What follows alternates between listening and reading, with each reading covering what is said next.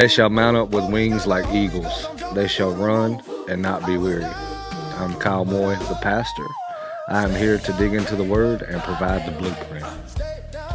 I'm Wayne Stallings, the worship leader, and I'm here to find the heart and the rhythm behind the walk. And I'm Kyle Hatcher, the guy in the seat next to you. I'm just trying to figure out how to live this out when Monday morning hits. 3 perspectives, 1 mission. To rise above the noise And lead where God has called us. This is the Eagle Man Podcast. Let's take flight. With a spirit and I read a verse. Devil tried to kill me, but it didn't work. Pressure tried to kill me, but I did it first. Walk into the studio fresh out of her. New Jerusalem, this ain't the metaverse. Just make it worse. Stomping on the devil like I'm playing Kurt. Faith in words, place it in a verse. I ain't taking perks. God, he made it work.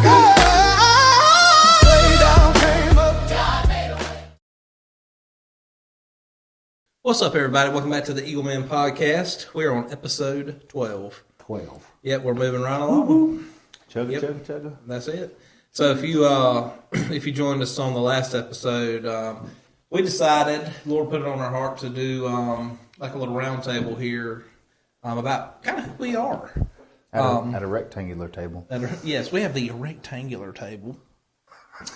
Perhaps you guys can see that one day. We're going to get video eventually. Yeah, if y'all want to pour into it to help us, Amen. Set us up. Hook us up. we'll set up a Venmo. There you go. Go find me. Yes, that's a good idea. People do it for Less.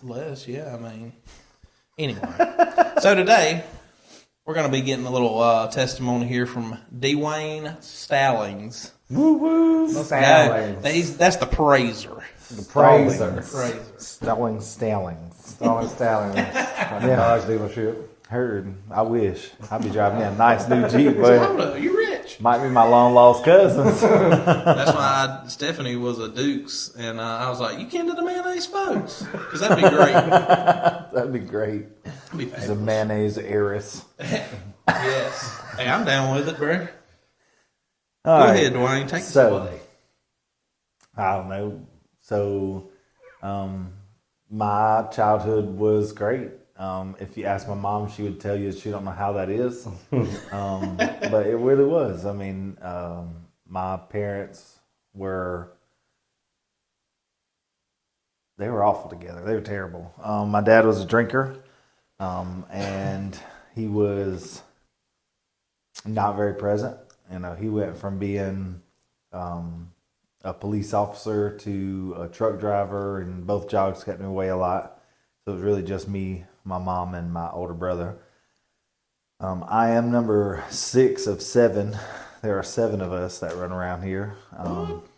But you know, I don't talk much to most of my brothers or sisters. You know, we all had the same dad, different moms, but me and Josh had the same mom, different dads. But eventually, my dad, or my biological father, left. He had gotten in a relationship with another woman, and she had gotten pregnant, and that was my little sister. And he left, and it was just me and my mom and my brother for the longest time. My mom worked 2 jobs. She worked at a factory as a bookkeeper, I want to say she was, for Riverside Factory in Moultrie. It was like I think it was a uniform place or something. But yeah, they wash uniforms and return them to places. Anyways, bro, I would call that woman and be like, somebody else answered the phones there, and I'd be like, can I please speak to Chris Polk? And they'd be like, yeah. And she would get on the phone and she was like, this is Chris, how can I help you? And I'd be like, Mom, can I have some ice cream? You know? Like, the craziest stuff. But no, we spent a lot of time with my grandparents. They lived like right through the trees from us. Yeah. So my grandma would, you know, take care of us whenever Mom had to work late. You know, we would eat at her house, or when I got off the bus, I would get off the bus at my grandma's house, and she would make me watch Lassie and As the World Turns. Yeah, my grandma had 2 TVs in her living room. She would have one for As the World Turns and one for Days of Our Lives, and she'd watch them both at the same time. Simultaneously. Bro, at the same time. She would kill it. But, you know, not long after that, I want to say it was like 2000 maybe. might have been 2000, maybe 2001 or two, somewhere in there. She met Scott, which Scott's really kind of the one that raised me, and because they met when I was around like 8, maybe 6 or 8, somewhere in there, and they got married when I was 11. And Scott was awesome at the beginning. He would bring us toys, and when we would eat dinner, he'd be like, "Y'all want some ice cream now?" And it's like, we don't even have to wait. Yes. Like usually you got to wait after you eat to eat the ice cream, But Yeah. now he would be like, "Yeah, y'all want some ice cream?" He always had Code Red in the house. Mountain Dew Code Red, boy, that was the junk back then. Still is. Still Mountain Dew is. Code Red. Yeah, Mountain Dew Code Red. Holla at Eagle Sponsor Man us. Podcast. But yeah, I don't know exactly when it happened, but for some reason, I ended up hating Scott. I hated him. I wanted nothing to do with him. I called him Perfect Scott whenever I would talk to Mom about him. He was perfect Scott. He could do no wrong. Scott was perfect. And it wasn't funny in the moment, but like looking back at it, because I love Scott to death now. Yeah. He taught me everything I really needed to know about being a man. And he's really the one that was there for me. I mean, not that my biological dad wasn't, because he was.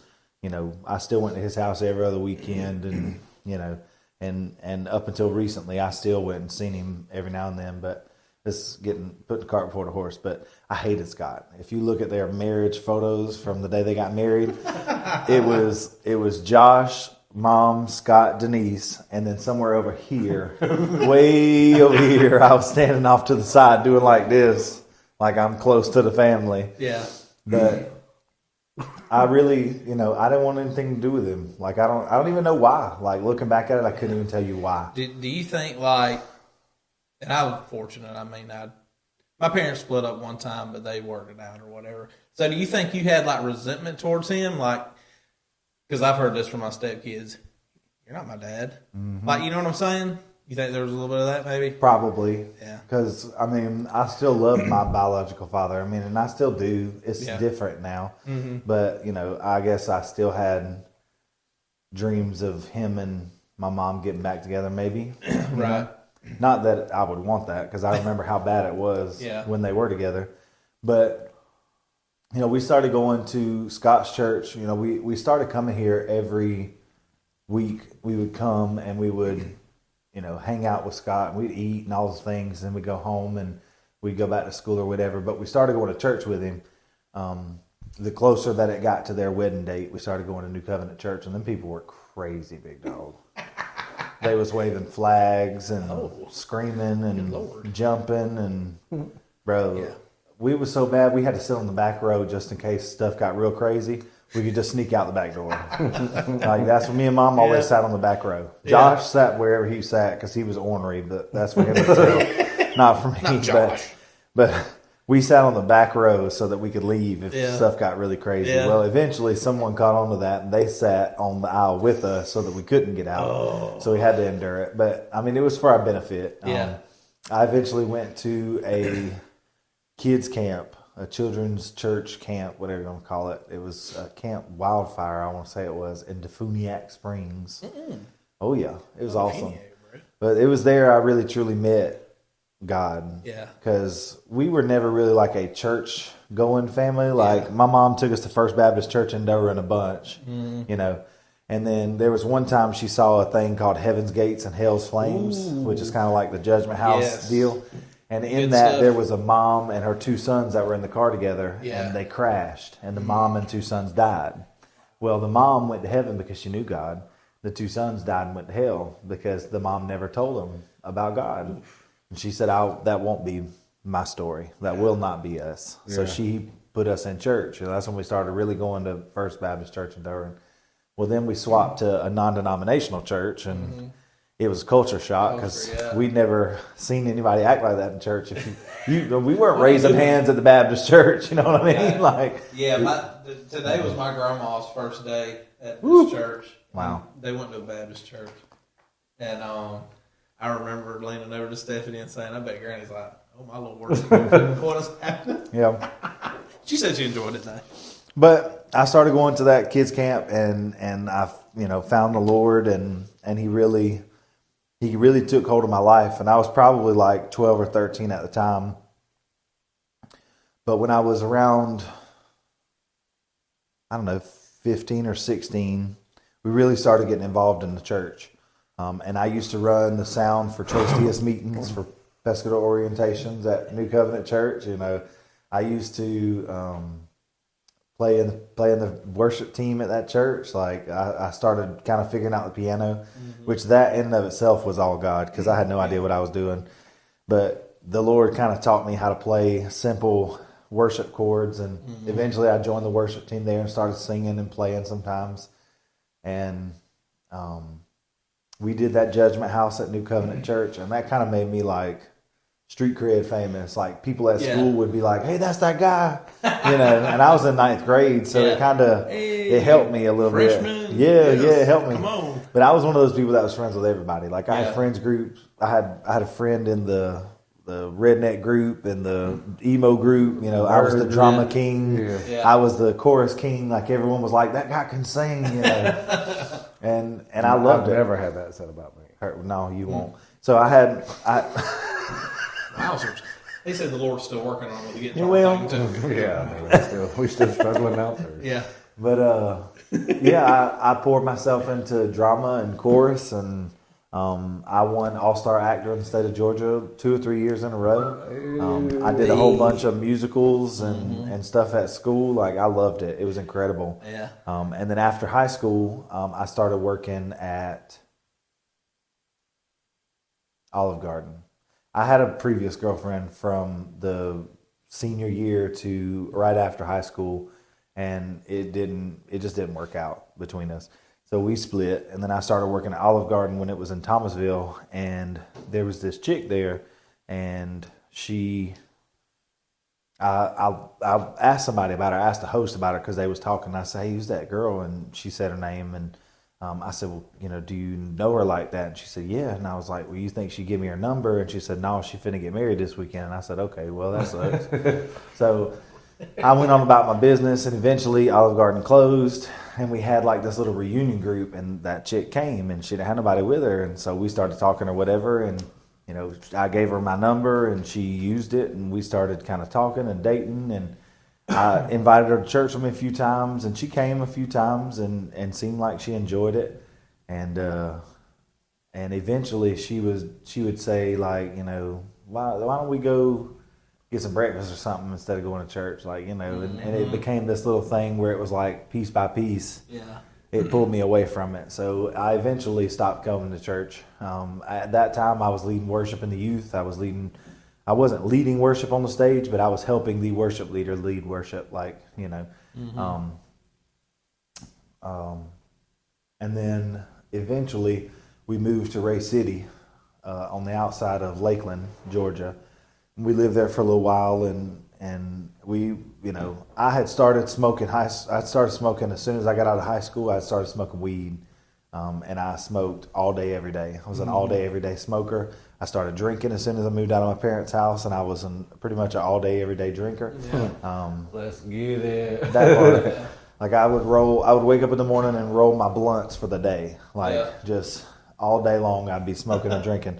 But we moved to Ray City, and we're still smoking and drinking, and we lived out in a little trailer park in Ray City, and there was this guy, his name was Bobby Williams, and I called him Unc.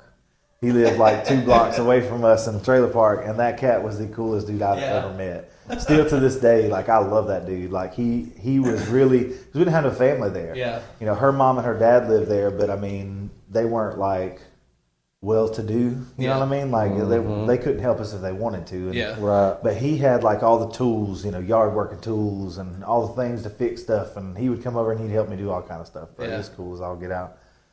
But eventually we found a place in Valdosta, and we moved out to the outskirts of Valdosta where Wild Adventures is on exit. I lived on exit 11 by Madisonville Highway, or Madison Road, or Madison Highway, whatever. And I went back to work at Olive Garden as a server, and 3 months of being a server, they asked me if I wanted to go into their management and training program. and I started to become a manager of Olive Garden. Well, as soon as my training was over,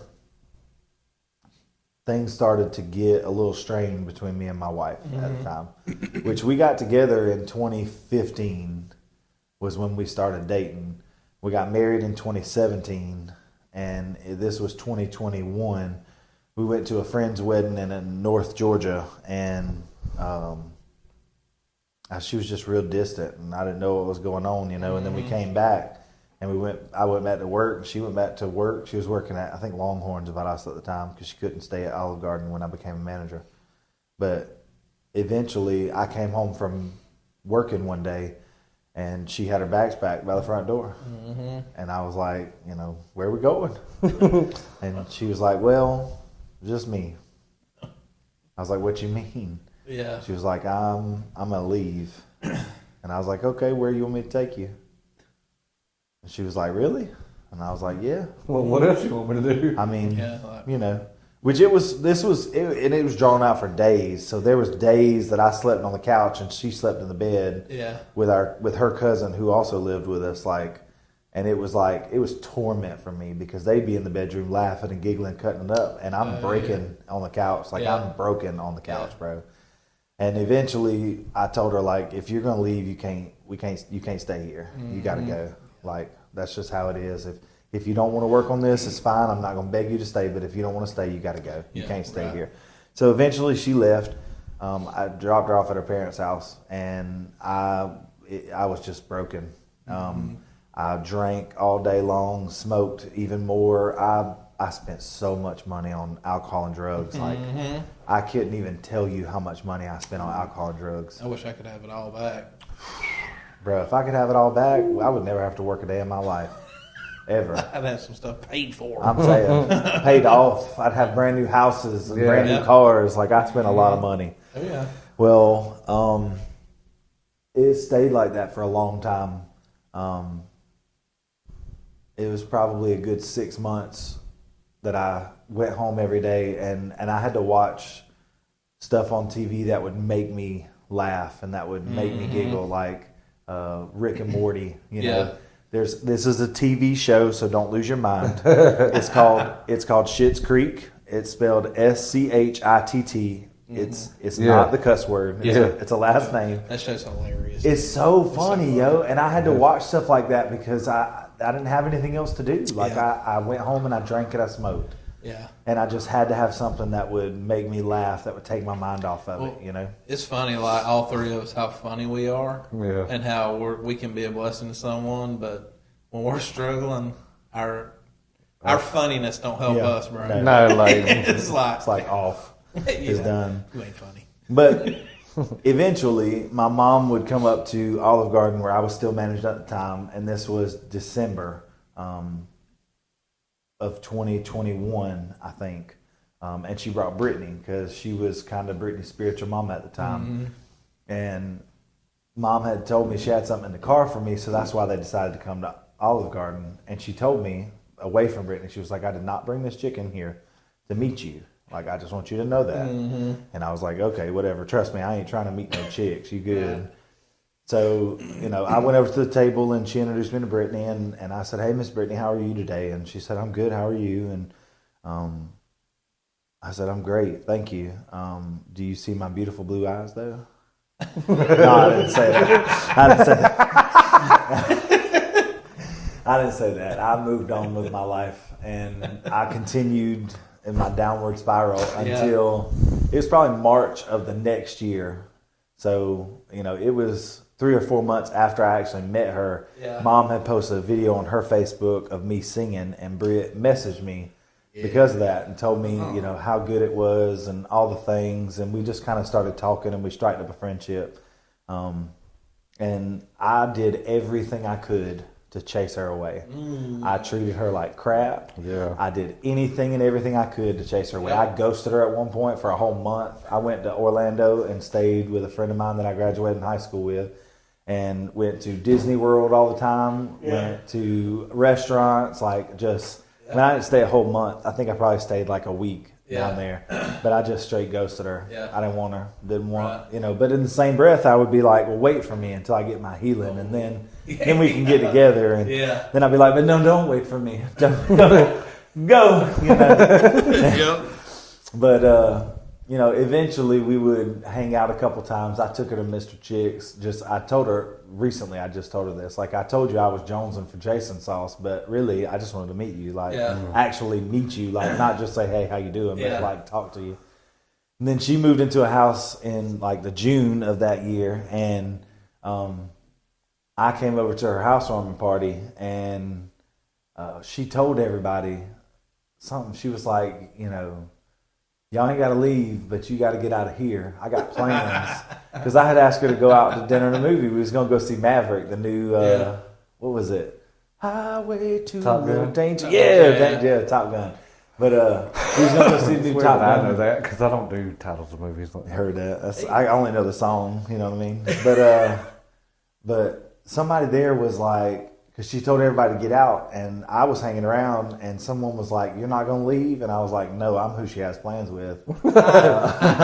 So we eventually went out, and she didn't speak to me the entire time, and I found out later, like, she was nervous. She didn't want to talk to me because I was so devilishly handsome.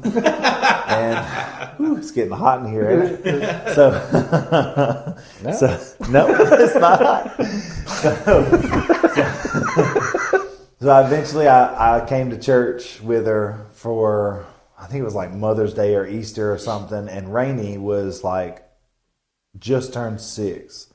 And she ran up to me and gave me the biggest hug. And she didn't even know me. Yeah. Me and Britt weren't even really talking then. Like, there wasn't really much there. Like, we were just going to dinner. Yeah. And this was before we went and saw Maverick. But she ran up to me and gave me the biggest hug. I was high out of my mind. I'd smoked like 2 blunts on the way to church. Because it took 1 hour and 15 minutes to get from my front door to the church's front door. So I drank, I think it was, if I can remember right, if my memory serves me correctly, it was 4 beers and 2 blunts. Might have been 3 beers and 2 blunts. But that's how long it took me to get from Valdosta to Cairo. But I came into the church and I smelled like weed covered by cologne, and my eyes was probably bloodshot as all get out. And I remember. Church was good, and I felt the Lord telling me to go to the altar and give it all to Him. And I said, "Nah, big dog, that's not going to happen. Not today. If you got something to say to me, you're going to bring them pastors back here to me." And the Lord said, "Okay, challenge accepted." So then Kyle Moy and Felicia walked back to the back row, and they both was like, "I don't know if you're going to be cool to come out the bag on me, but the Lord has something He wants to say to you." And I was like, "All right, whatever." So eventually I fell in love with the church. Like, I liked it. Like, I liked the worship. I liked the preaching. Like, it was really good. So I tried to come back as often as I could. Yeah. Well, when I started coming back, of course, I was still drinking and smoking the whole way here because that's what you do. And I'd throw them all in my passenger floorboard, and this joker would come and stand beside my car. Wouldn't even speak to me. We didn't even talk to me. He'd be talking to everybody else. I didn't know what to say. Just hanging out. What's your name? How you doing? No, he would talk to everybody else. Everybody would walk over to my car to say hey to you. And I'd be like, I just really want y'all to leave my car So I can alone. open my door. So I can open my door. Because if I open it, you're going to smell weed and you're going to see beer cans everywhere. Like, I'm just trying to get a cigarette. Like, that's it. So he'd just stand there, just stood there, just kept standing there and wouldn't leave. And every Sunday I came, it'd be the same story. He'd just stand there. And eventually I would start like really becoming a part of the church. Like, I would join the worship team, and I would still tell God, if you got something to say to me, you're going to bring it back here to me. And did. And He kept doing it over and over and over again. Like, it really started to piss me off. Like, I was like, really, God? Like, this is how we're going to do this. Got it. This is what you asked for, big dog. Yeah, I did ask, so that's what He gave. So, we started really coming to the church here, and then eventually I asked Britt to be my girlfriend because the kids caught us kissing on the porch. That's another story by itself. Rainey came out the front door and was like, "They're kissing!" Like, it was funny, bro. It was really funny. But I started hanging out with the girls, and we went to the beach, and we did all the things. And then in January, I asked Britt to marry me, January of 2023. And then by that June, we were married. And I moved down here with her, and we started coming to the church. And that was when I really started to get to know you more was when we started first coming to the church. And then not long after we got married, she had started hanging out with Stephanie, I want to say. Trouble. Yeah. Trouble, right? She had started hanging out with Stephanie, and she kept talking about, we all need to get together. We all need to get together. And I was like, bro, I don't know that cat. Like, I'm not going to no dinner at dude's house. Like, I don't know him. I don't know. Well, I'm just weird, bro. I'm just getting to know. I'm just getting to know Kyle Moy. Like, can I get used to one Kyle before we introduce another one? Like, my God, We're the same. but for real. But eventually, I think we did. We went out to dinner, or we did You meet something. one, I you don't meet both. remember. I don't remember what we did. I don't remember what we did the first time we hung out. I remember telling Stephanie, I'm like, I like that guy. That part. I think we went over to y'all's house. We sat at y'all's house because I remember going home that night and texting you and being like, "Listen, bro, this is gonna sound weird, but like, I really feel like I felt like a connection with you. Like, I feel like we could be good friends." I should have messaged you back and messed with you. and been like, "Bro, that's Please kind don't- of Please don't say that. that's Like, kind of don't weird." talk to me ever again. Yeah, don't. But no, I eventually, like I said, I met you, and life has just been good ever since then. I work at Stones and Cairo now. I love my job. I love my people. I love my family. I love you guys. You guys.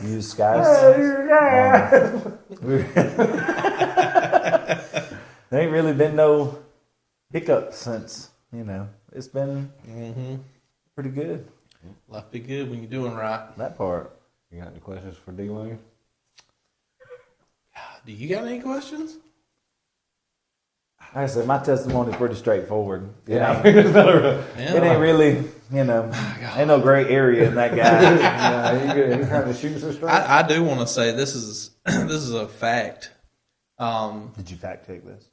Oh, I seen it in person, bro. Heard. Okay. So Leland, he got into drama, and Wayne and Brittany and Randy came to his play the other night, Brett and killed it. he did good, bro. He really did. I was like, I didn't this get the is invite, but I seen the. this is. Here we go. I was just saying. I was just throwing Can't it all out. be Uncle Wayne, bro. You can't. So- you can't fill his shoes. I catch Wayne after the play. He's talking to the drama teacher, Yeah, and I Kenzie said, Hodge. I heard this guy was famous around these parts, and she said, "Oh yeah." I said, "Okay." Okay. So I see you, Wayne. Bro, let me tell you what. One last thing, and then we can go. So I Can was you not in, see the drama in him? Man? Yeah. Like, I can imagine, bro. so I was in. I can see him singing like something dressed up like Ben Franklin with a cat and just. Oh yeah. All right, Dan. Well, I'd have to go bald first. So, anyways, I can do that part for you. We'll crop my head. I'll be your stunt double.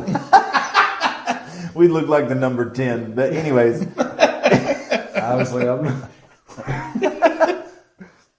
why do you have to be the one? I could have been the one, and you could have been the 0. Yeah. Is that a fat joke? No. Not at all. Anyways, all right. It's just the world. I was off the rails on this crazy train. I was in a musical called Honk Jr., and it's a musical about the Ugly Duckling. Okay, and I played the Ugly Duckling. I think I was a senior. All right. So what we're not gonna do? You see these blue eyes? Yeah.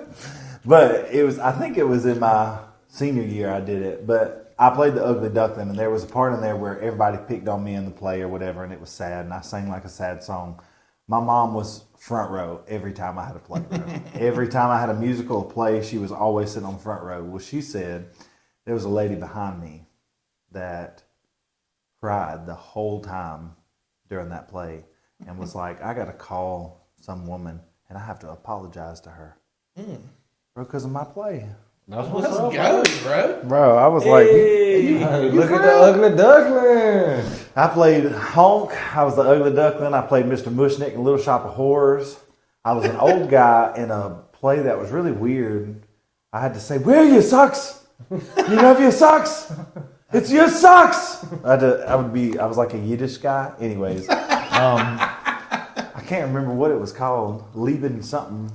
Anyways, but yeah, I love drama. I played famous. Mr. Daddy Warbucks and Annie. I've played Troy Bolton's daddy and we're all in this High School Musical. That's it. Yeah, yeah. It is what it is. Tosac and stuff. Thomasville on Stage and company. Bam. Yeah, they be killing it. I love Yeah, the Blues. that's all I got. That's awesome. You got anything for him? I don't think so. I mean, I kind of chimed in while he was talking a little bit. Yeah, so we kind of just did it interventionally. Hurt. Okay. whatever that Don't means. fact check that. 'Cause I don't think that's That ain't a word, bro. I No, made that it was up. good, bro. I just love you guys. I love y'all, man. I love That's y'all. the Urban Dictionary. Heard that. Interventionally.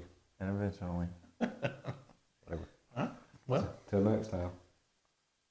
I'm the pastor. I'm the praiser. I'm in the pew. Prophet.